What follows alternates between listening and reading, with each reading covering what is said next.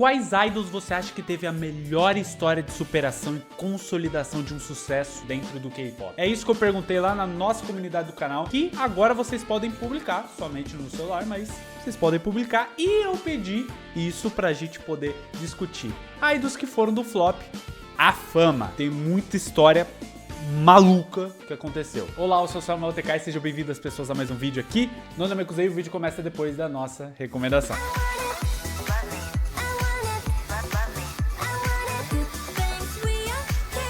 A IU, ela ter feito audição para inúmeras empresas até chegar naquela onde alcançou o sucesso é uma história de superação e persistência muito emocionante para mim. Dá aquele sentimento de que às vezes a gente só precisa tentar mais uma vez. Mano, a IU, ela se ferrou muito na vida. Ela teve um passado bem pobre e ela correu atrás do sonho dela. E mesmo correndo atrás do sonho dela, ela teve percalços. Um deles foi cair num golpe. Ela pagou meio que pra fazer parte da empresa, só que a pessoa basicamente fugiu com o dinheiro dela e ela ficou relento mesmo. Só que ela persistiu ainda nesse sonho de ser cantora, debutou e se consolidou como uma das artistas solos mais absurdas que passou no K-pop. Ali na segunda geração ela marcou o nome dela e ela perdura até nas gerações recentes, né? Ela é inquestionável dentro do K-pop, a gente pode dizer. Ji-Won do Zero Base One. Primeiro ele debutou no INX, ou INX. O grupo durou 1 ano e deu desband por maus tratos da empresa. Todos os membros processaram ela e ganharam. Logo depois o coitado foi para um grupo pré-debut, o 18. Só que o grupo nem chegou a ver a luz do dia porque 6 dos 10 integrantes do grupo processaram o CEO por assédio sexual. Aí lá foi o coitado de novo para um outro grupo, só que um grupo de trainees, BIT, que deu disband depois de promover por um curto período no Japão, em 2020, por conta do Covid-19. Aí depois o coitado estreou como ator de BL, onde começou a ganhar um pouco mais de fama, e depois foi competir no Boys Planet, onde ele conseguiu debutar e entrou no Zero Base One, que é um dos grupos mais populares da 5ª geração. É uma baita de uma história, mano. O Boys Planet foi um programa que muita gente fala que foi injusto, muita edição leviana contra os membros, mas em comparação ao Girls Planet, na minha humilde opinião, não teve tudo isso aí. Teve, óbvio que tem. Tem o drama ali. Só que não foi da mesma proporção que o Girls Planet, cara. O Girls Planet foi uma merda. Vamos colocar em palavras aqui? Foi ruim demais, mano, era sofrido. O que salvava o programa era justamente as garotas. Só que o Boys Planet, os caras eram muito bons e o programa, na minha humilde opinião, tá? Foi mais tranquilo do que o Girls Planet.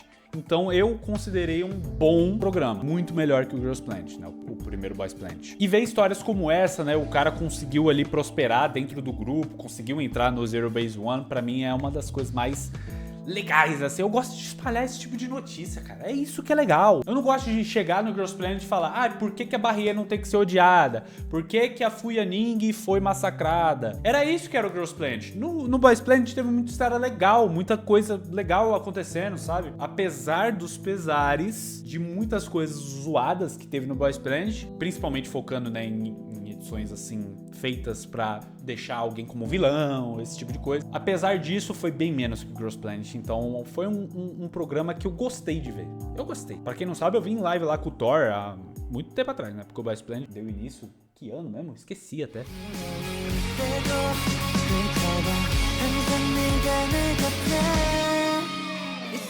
Jay Park simplesmente era a receita perfeita pra cair no esquecimento. Blacklist, expulsão, saiu da Coreia, mas voltou e consolidou 3 empresas diferentes. O nome dele nunca deixou de ser relevante. Até que deixou, né? Porque basicamente ele teve que sair da Coreia. Por quê? Vamos explicar. Ele fazia parte do 2PM, um grupo extremamente renomado da 2ª geração, da JYP Entertainment, mesma empresa do Twice, NMIX, etc. E no auge do 2PM, ressurgiu algumas coisas que ele tinha publicado no MySpace. Olha, rede social. MySpace, meu irmão.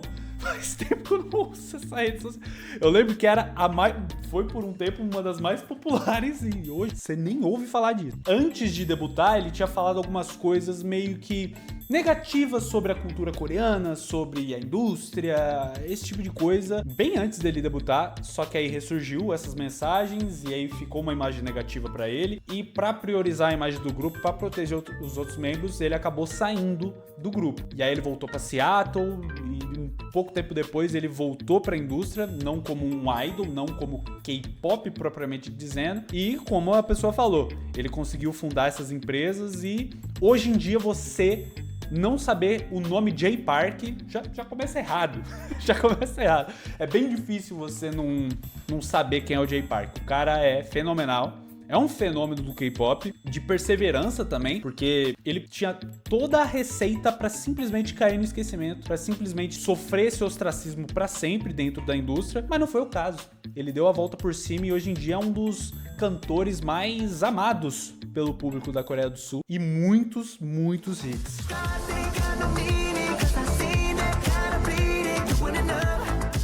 Analisando friamente o contexto como um todo, com certeza o BTS. Cara, eu tenho que colocar o BTS aqui, desculpa. É difícil não colocar eles, assim como outro grupo que já você vai saber qual. Entraram em uma empresa falida. Eu não posso refutar. Gravaram o primeiro disco em uma garagem, o primeiro MV em um galpão e dividiam um apartamento minúsculo. Fora o estúdio de ensaio com mofo e goteiras. Foram massacrados no começo da carreira pelos próprios coreanos, boicotados em shows e festivais, foram a última opção de muitos e acusados injustamente de plágio de conceitos e manipulação dos charts. Mal tinham dinheiro para manter o set, mas achavam que a empresa estava comprando os próprios álbuns. Sofreram muita xenofobia no ocidente, mas conseguiram se consolidar e também ajudar a abrir portas para outros grupos. E muitos idols admitem isso. Isso é verdade, cara. Porque quando a gente analisa esse negócio de abrir portas, a gente pensa de uma forma muito... Vamos colocar a palavra? Burra. Porque não é uma porta que está sendo aberta. São várias. E o coletivo faz parte disso. O BTS abriu muitas portas pro K-pop. Muitas. Significa que o Blackpink não trouxe essas portas, não abriu essas portas também? Claro que abriu também. Claro que o Wonder Girls também fez parte disso. Girls' Generation, Big Bang, Super Junior, diversos outros grupos fizeram parte disso. E é óbvio e evidente, a gente não pode ser também super Zé Curubu e achar que o BTS não é o maior fenômeno que o K-pop teve. É óbvio que foi, velho. É o maior fenômeno do K-pop. De proporção, de pessoas que ligam pro grupo e também de transcender gerações de idade que eu tô falando, de pessoas mais velhas, mais novas, enfim. O BTS é gigante, cara. Então quando idols falam isso, cara, aceita. Fica de boa, cara. Isso não é demérito nem mérito exclusivo pro BTS, tá ligado? Não é demérito pros outros. Relaxa. Sofreram muito abuso por parte de agentes no começo. Teve coisa de manager, né? Tem aquele lance do Jungkook, né? Vai estar aparecendo aí na tela, tem um resuminho, né? Mas hoje são acionistas da empresa e fazem praticamente o que querem, com muito mais liberdade que muitos outros grupos. Aliás, esqueci de mencionar que graças ao sucesso deles, a empresa que era falida, hoje é uma das maiores do país, superando a Big Three em todos os números possíveis. Se isso não é de ir do flop ao sucesso e consolidação, não sei o que é.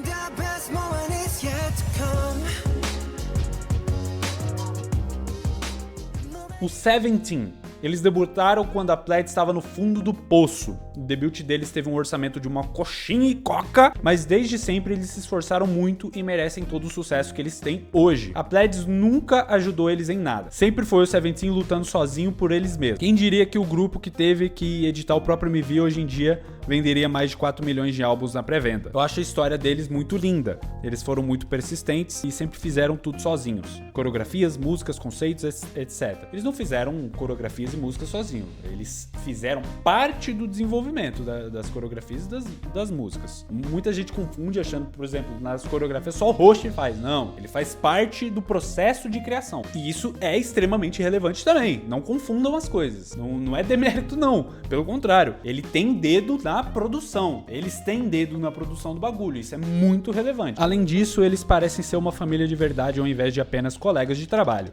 As músicas são sempre muito sinceras, as letras são muito bonitas, eles merecem todo o sucesso que tem. Concordo, eles merecem todo o sucesso que tem, mas discordo sobre a Pledge não fazer parte disso. Eu acho que a Pledge é uma das empresas mais subestimadas da história do K-pop, porque eles sempre estiveram na primeira prateleira do K-pop, se você notar. Eles sempre estiveram numa relevância absurda. Tem After School, tem Orange Caramel, o Pristin foi um dos grupos, um dos únicos grupos vindos do IOI, né, o grupo formado no Production 101, que foi um fenômeno, vamos dizer assim, um fenômeno surreal, assim. Porque se a gente for analisar os outros grupos que vieram, teve o Cosmic Girls, teve o Gugudan e tinha o Daya, né? Assim, que vieram e que fazem parte desse processo, né? Que eu tô dizendo. Teve o Wikimik, enfim. E o Pristin foi o que mais chamou a atenção de todos eles, principalmente falando do Ocidente aqui. foi o que a galera mais ficou triste, né, também pelo fim. Vamos ser sinceros aqui, foi o que a galera ficou mais cabisbaixo e foi o que a galera mais esperava um futuro. Além do Seventeen, eles conseguiram emplacar um outro grupo agora. Cara, a Pledis, apesar dos pesares, apesar de erros que aconteceram também com outras empresas, a Pledis sempre teve irrelevância, cara. Sempre. Eu acho isso surreal. A Pledis é muito subestimada. Eu não tô falando que a Pledis é a melhor empresa do mundo. Eu tô falando que ela é muito subestimada. Muita gente fala, ah não, mas a Cube foi super incrível no passado, hoje em dia ela é toda decrépita. Mas a Pledis, ela sempre esteve ali. Ela sempre esteve ali. Low profile, né? A gente pode dizer.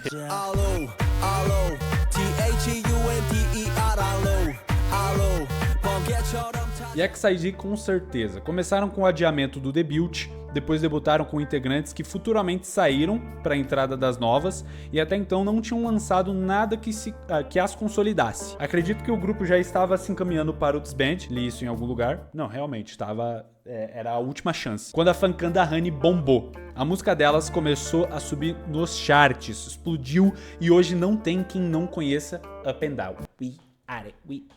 Parei. E o EXID no K-pop. Depois disso, elas lançaram muitos hits chicletes, não com tanto de visualizações que os girl groups alcançam hoje em dia, mas creio que pra época eram números muito bons. Não analisa muito visualização não, que na época não era tão determinante, né? Porque o streaming cresceu cada vez mais, né? A internet, os meios de comunicação, essas coisas, cresceu muito mais. E hoje em dia, a relevância de uma plataforma como essa, o YouTube, Spotify, cresceu de formas nunca crescidas antes. Então, hoje em dia, a proporção de um girl group é muito maior dentro dessas plataformas do que na época. Isso com certeza. Dito isso, analisando domesticamente, ou seja, Coreia do Sul, o EXID alcançou patamares que poucos grupos femininos conseguem. E numa história extremamente emocionante, que era a última chance delas, elas já estavam perdendo a esperança e uma única performance, onde a câmera, a fancam,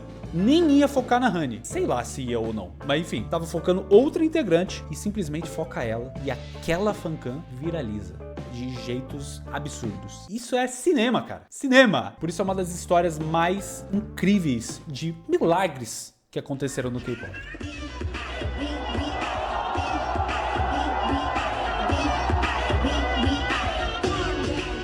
Quais são os casos de flop à fama que você simplesmente fala, isso aqui é cinema absoluto? Comenta aí embaixo, cara. Contribui para esse vídeo aqui, que pode ser que venha uma parte 2 e a gente coloque mais coisas. E tomara que a gente coloque mais coisas, porque eu quero ver mais história assim no K-pop. Tamo junto, viu? Se inscreve no canal, dá membro se você quiser apoiar financeiramente o conteúdo aqui. E tamo junto, mano. Obrigado de verdade. K-pop é good.